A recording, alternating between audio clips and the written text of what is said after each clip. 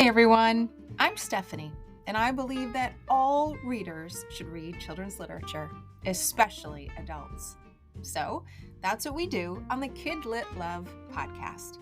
We celebrate all things children's literature, picture books, early readers, middle grade, and young adult novels too. Whether you're an adult reading to your inner child or connecting the young readers in your lives with fantastic books, you've come to the right place. Each week, we'll talk to a different children's literature author and discuss their books, their hopes and dreams for readers, their writing process, and much, much more. So, grab a notebook to build your TBR, and let's get to today's episode of KidLit Love.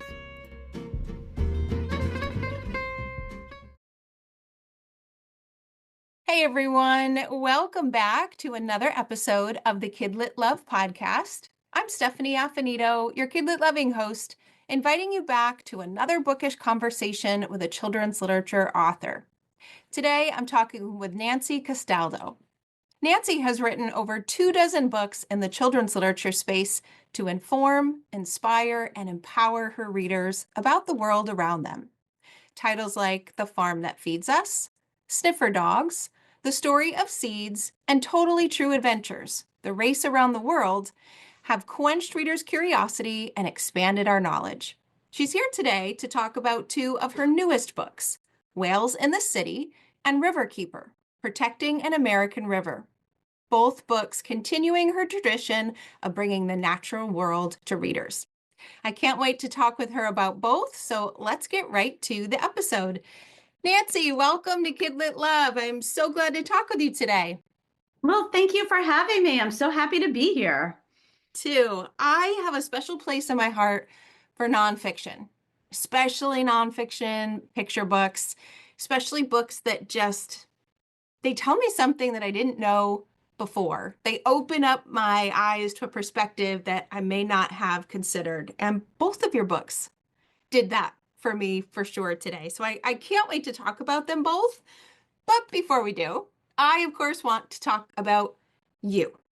I would love for you to tell us about your love of writing, your love of science, the environment, and how they've just collided in this wonderful way in the children's literature space. Well, my love of writing, of course, began with my love of reading.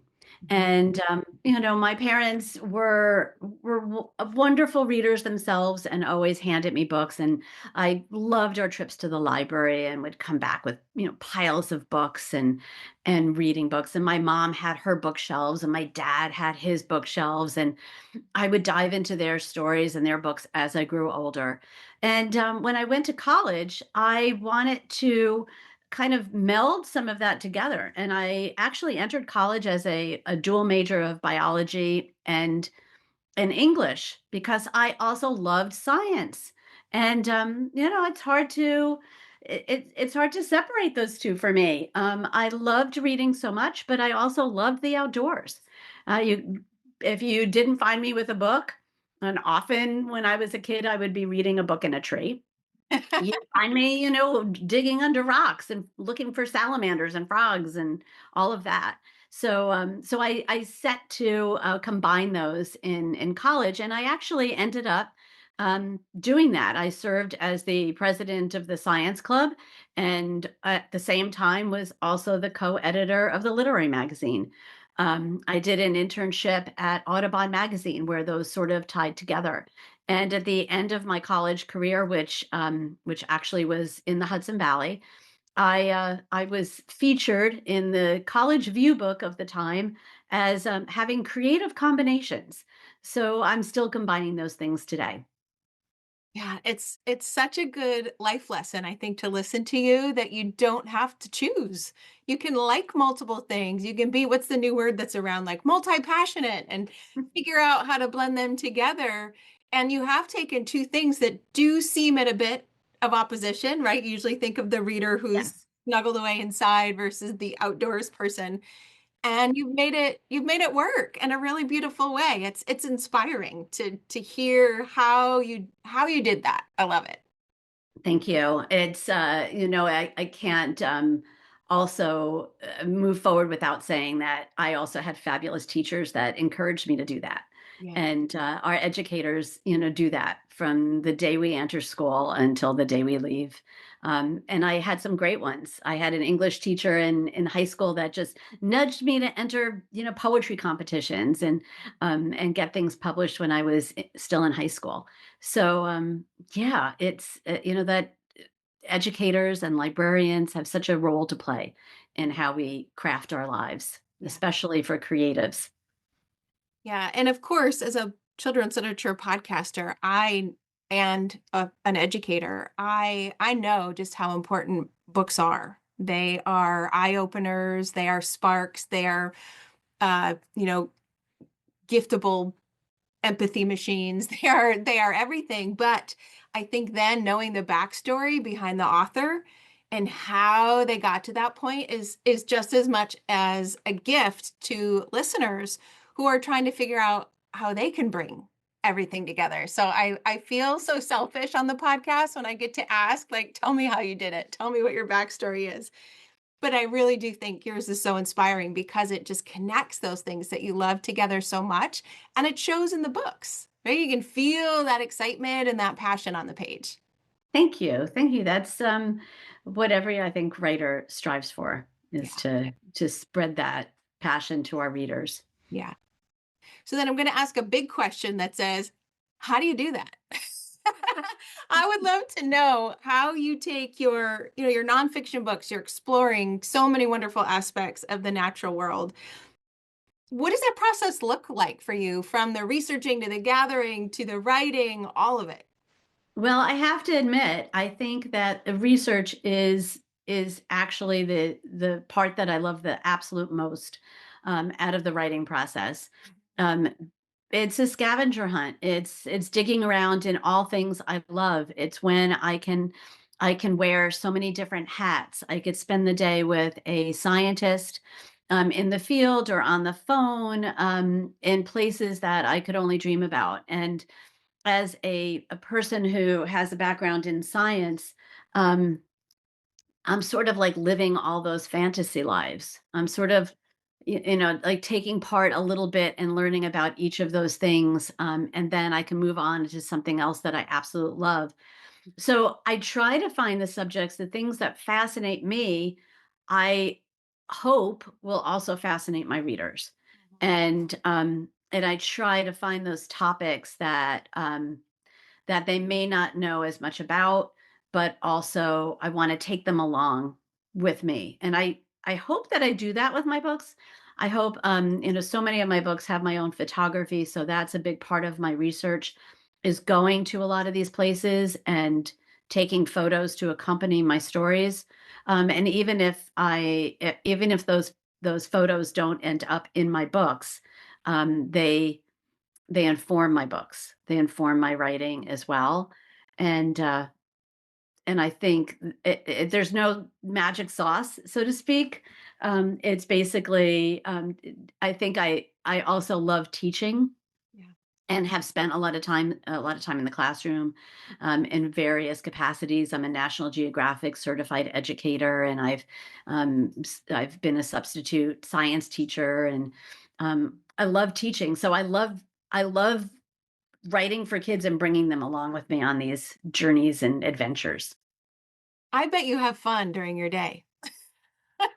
I do. I do. I mean, obviously, writing is a job like every other job, Right. and we have our days that we're just like completely engrossed in it and having a great time. And then, there's obviously times that are a little bit more difficult when you can't get the interview that you want, or there's things that stop you. But very often, some of those things lead to other opportunities. So I try to always kind of look at Mhm. that point is that, well, maybe I can't get this interview, but I can do something else. Yeah. An example of that was years ago, I was working on the book, The Story of Seeds, which won the Green Earth Book Award. And at the time, the government had a government shutdown, and I couldn't go to the seed bank in the United States that I was planning on visiting to do that research. But instead, the opportunity arose that I ended up going to Russia, and that basically then wove through my entire book. And You never know. Right. One door opens, I was one door just going to closes, say that another exact opens. phrase. Yeah, exactly. You don't know. Yeah. So it's all an adventure. Yeah.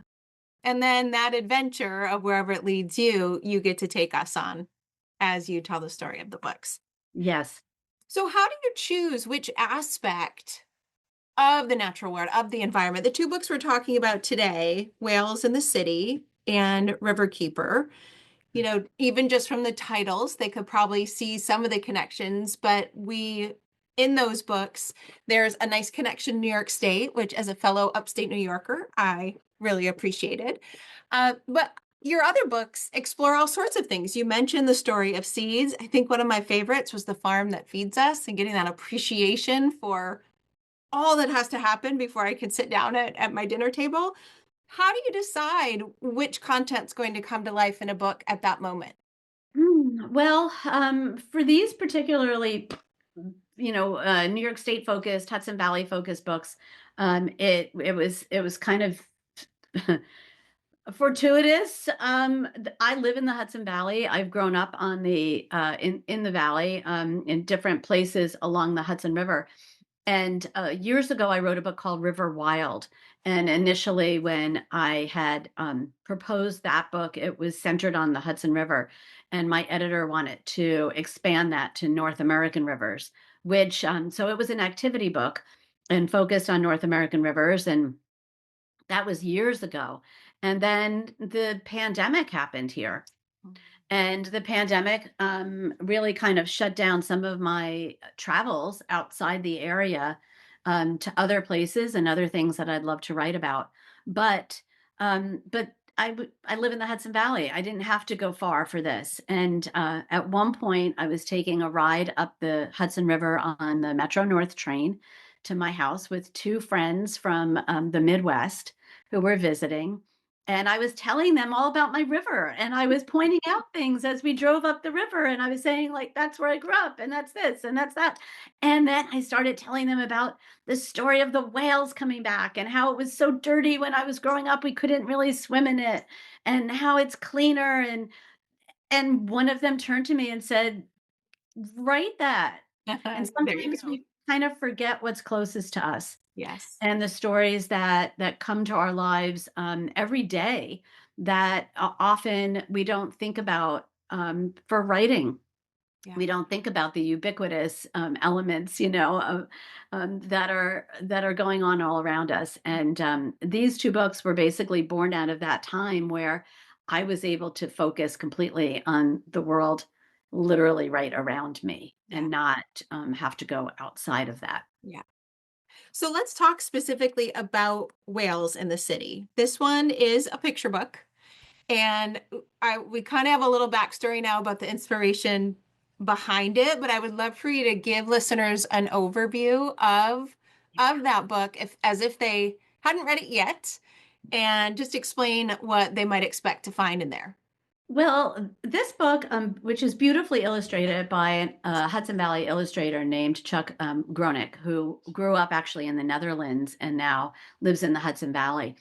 And it started out as a poem, and I think very often, picture books have that background of starting out in very short prose, and this started out as a poem in celebration of my river and as I said, these whales, the return, and how what a wonderful time it is to be able to witness this.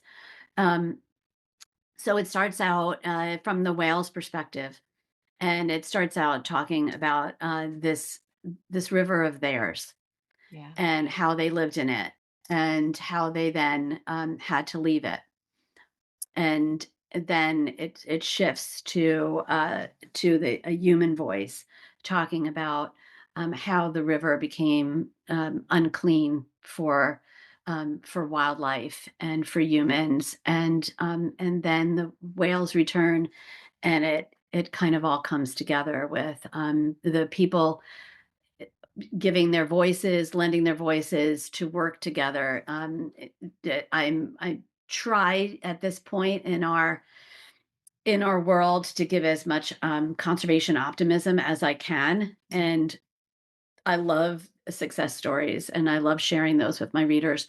So having the whales then, return at the end of the story, this circle moment, is what I want it to give to my readers, that when we join together, we can make things happen. Mhm.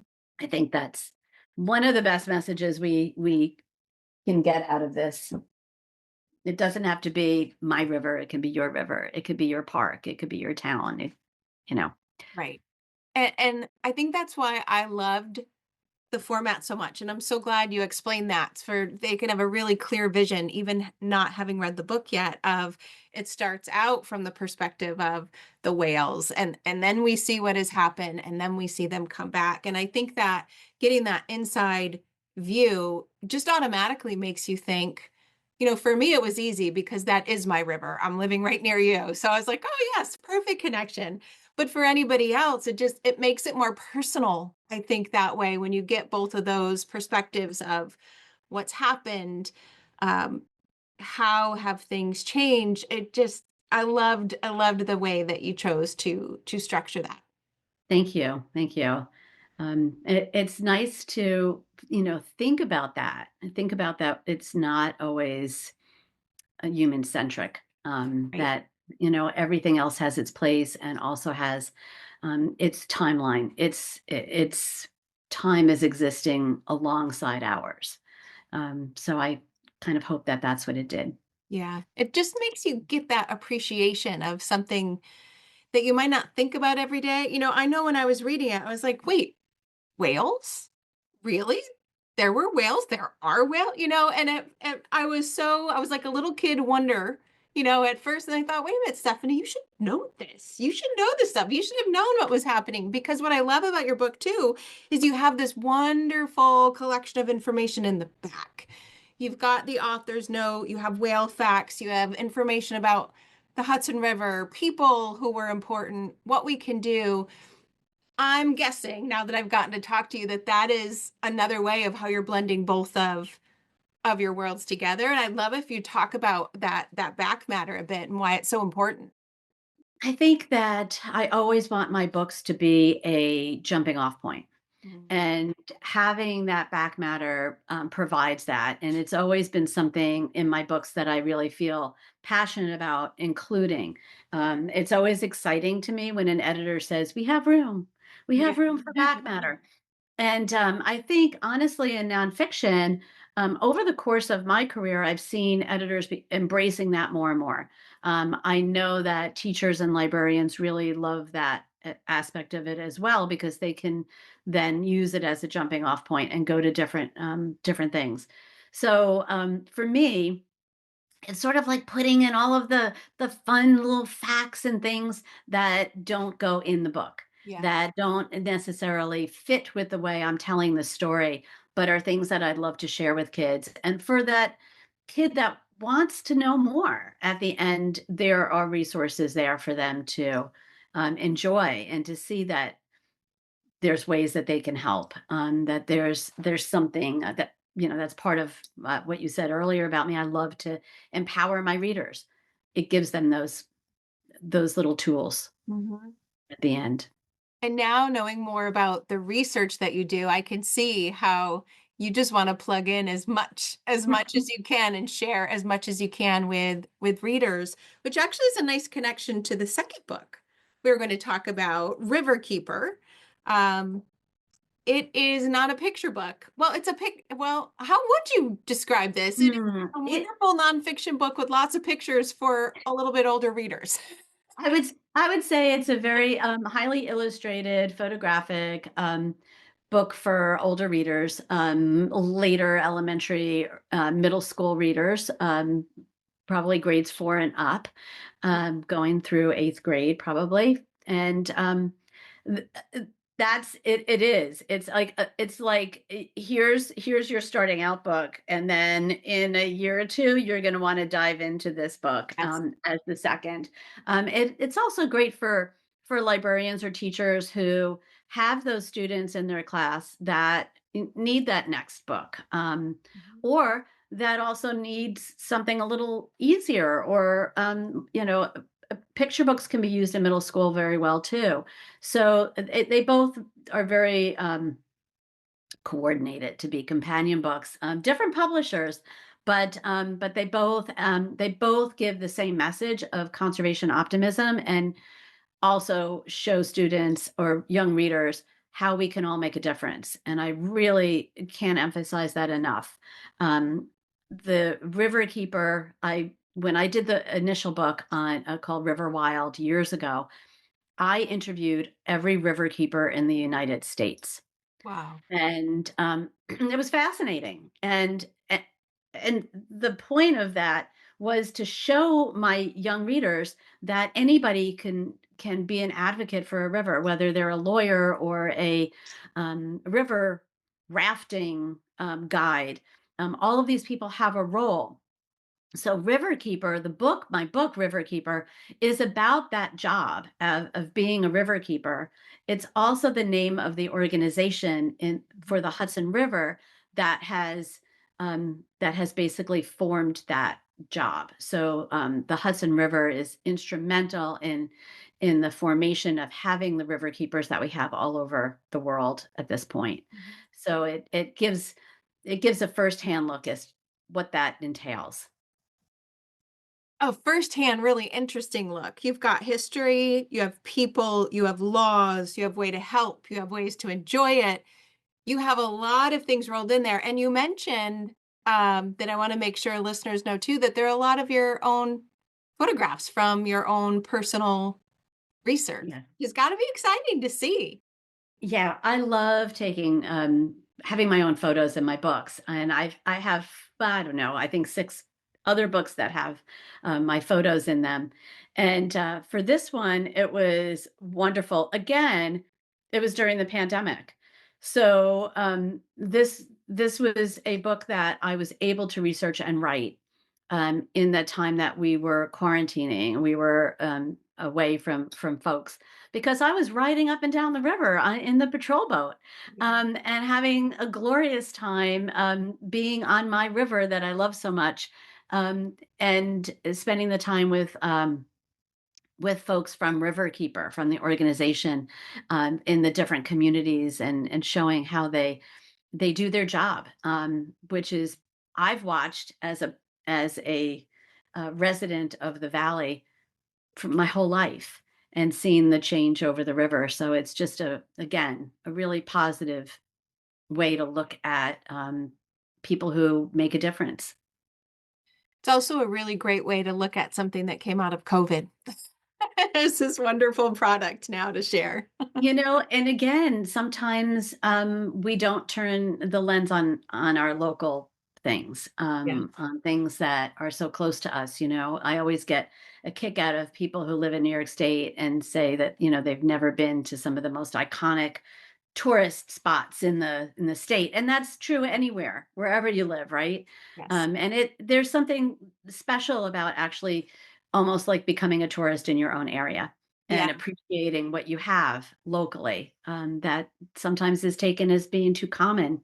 Mm-hmm. And it's such a good point. I'm so guilty of this. I like my cheeks are getting a little pink as you're talking, going, yes, Nancy, I think that's me. I know when my parents retired not too long ago, they actually made, almost like a bucket list of we live here. We haven't done this. We now have the time and they just went everywhere. Everywhere seeing the things they would have seen as a tourist and they would talk about it. And I'd say, "Oh my gosh, I haven't seen that yet either. I haven't seen that yet either." So that is such a good point. Be a tourist in your own town to really appreciate Yeah. all it has, And like the river. I think, yeah, while we're doing that, it's what better way than to try to find out ways to help it, to make a difference in our own communities. And everybody's got the power to do that.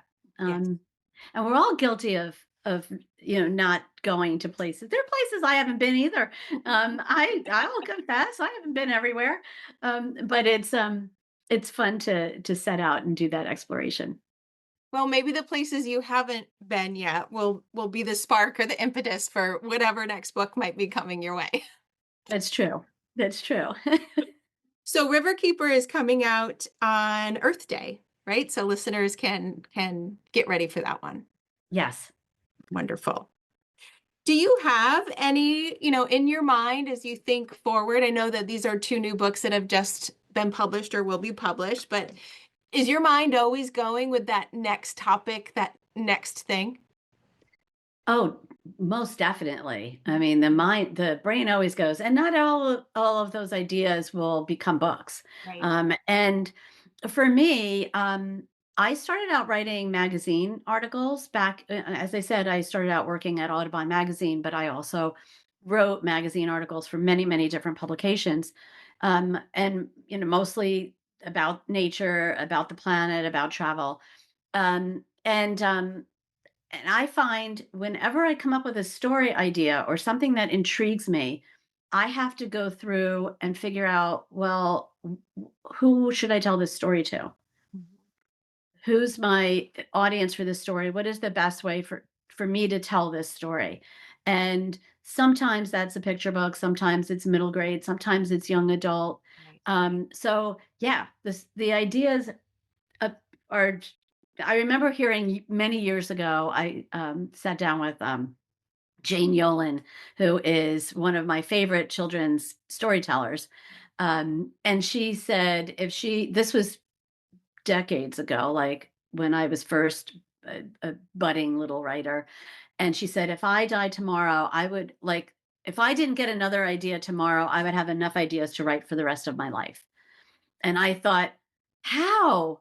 How could that be? How do you generate that many ideas? I understand it completely now because there's never enough time to write all the stories we want to write. Right. And exciting for me, I still have um, stories for children that I am working on and that I hope you will uncover soon and see soon. But I also have an adult book coming out, my very first adult book at the end of this year. So that's Well, a totally. tell us, can you give us any details? Like, are you I allowed to? can. Yeah, please do. Sure. It's called Squirrels. It's about squirrels. And again, it follows the same.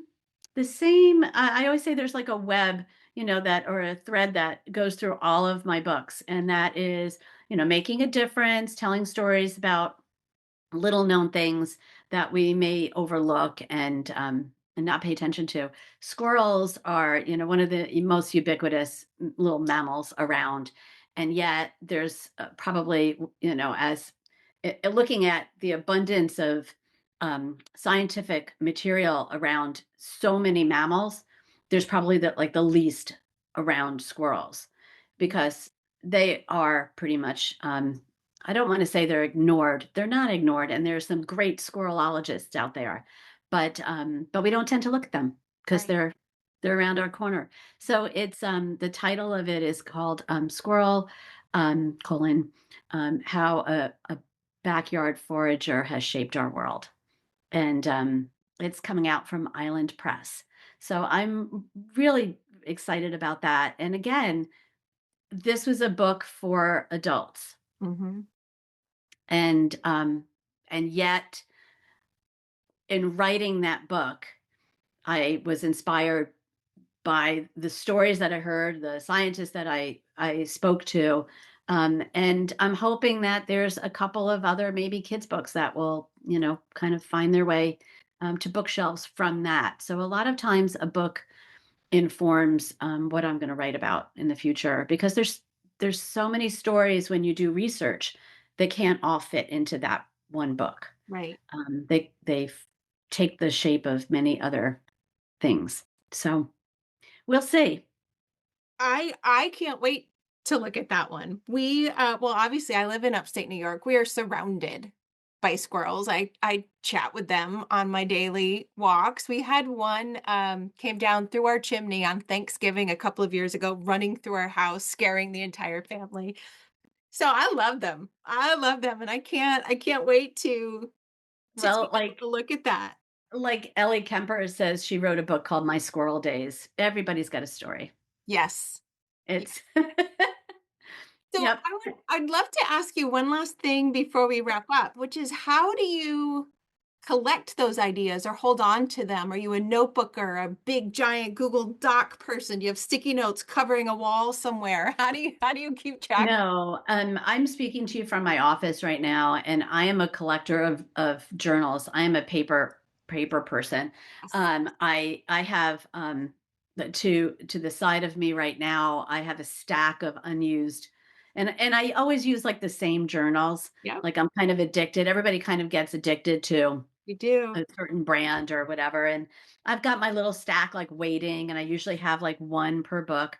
But I have like one notebook, one very lovely little journal that was gifted to me many years ago that I just write all my ideas in. Yeah. I'm not one, once I get an idea, I'll then go on the computer and start to just investigate and throw notes at a document. Just and like I say, not every idea is going to become a book. Right. So, the first thing is you have to kind of figure out why. Why am I fascinated by this? Will anybody else be fascinated by this? What's the story? And then what's been written about it previously? And then once finding out what's been written about it previously, well, what can I say that's different? Hmm. And that's really important, and that sort of becomes the spark or the nut in each story. Yeah. um because every topic, we see this with biographies all the time. When I wrote a biography about Ada Lovelace, a little chapter book for kids, I think there were 5 picture books that were already out on about Ada Lovelace, and she's fascinating. I wrote the first little chapter book that came out about Ada Lovelace. Since then, there's been other ones, but like, how is my story going to be different than those 5 picture books? And you have to kind of find um, Yeah. that little nugget. Yeah. Well, you're talking to a fellow notebook hoarder. They're not visible now, but there are stacks and stack, the used pile, the waiting pile. I'm a fan of the moleskin. I love the moleskin cashier with the light lines for writing. For idea books, though, sometimes I tend to go with ones that don't have lines and I can draw and doodle and stick things into. So it makes me happy to know we have a connection among printed I notes. also love Moleskin. I mean, they're the quintessential like Yeah. notebook to like take places or go to conferences. The stack that I have to my side that you can't see actually are these notebooks that are made in Italy that I pick up in bunches, and they're small, and they're probably I use one for each book.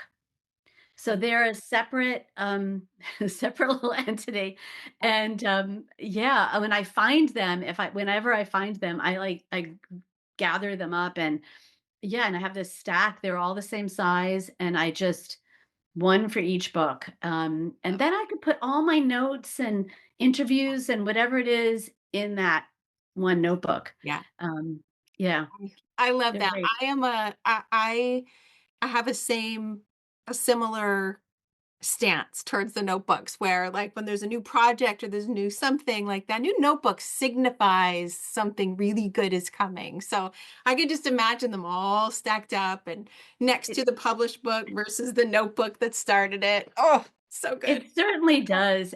I think you're right. And notebooks definitely opening. I mean, I think we all have that same love from our school days when you get your fresh notebooks Yep. for your year or your semester, and it's like you crack it open, and it's magic. It's opportunity and possibility all on the page, right? Yes. All in these papers. Oh, Yeah. that's a perfect phrase. That's a perfect phrase. I'm not even going to follow it up with anything because I love that. I'm going to have to play it back and write it down. Well, this has been a wonderful conversation. I've so enjoyed getting to know more about you, know about your books, especially this fun notebooking process. For listeners who want to keep up with you and find you and figure out, where to find that adult book when it comes out and anything else that's coming their way, where's the best place to find you and connect with you online?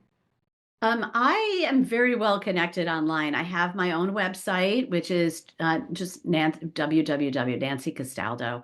KidLit.com. You can find all of my books there, upcoming projects, and information about school visits and things like that. And then I'm also on Instagram. I've got a couple of accounts on Instagram, but you can find me as Nancy Castaldo author, or Nature Speak there. I'm on Pinterest. I'm on Blue Sky.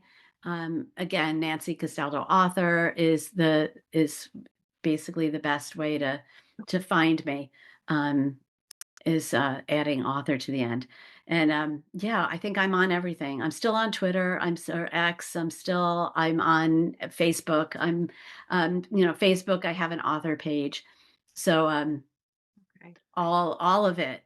Wherever there's a reader online, they can find me. They can find you there. That's perfect. Well, Find me I there. will collect the links, all of them, the websites, the social media handles, and plug them into the show notes to make it easy for everyone to find you. And of course, I'll put links to the books that we talked about today in the show notes as well. Thank you so much. This was such a fun conversation. Thank you so much for having me. It has been a fun conversation, and I look forward to more. Yes, Thanks. me too. And listeners, thank you for listening to another episode of KidLit Love, and I'll see you in the next one.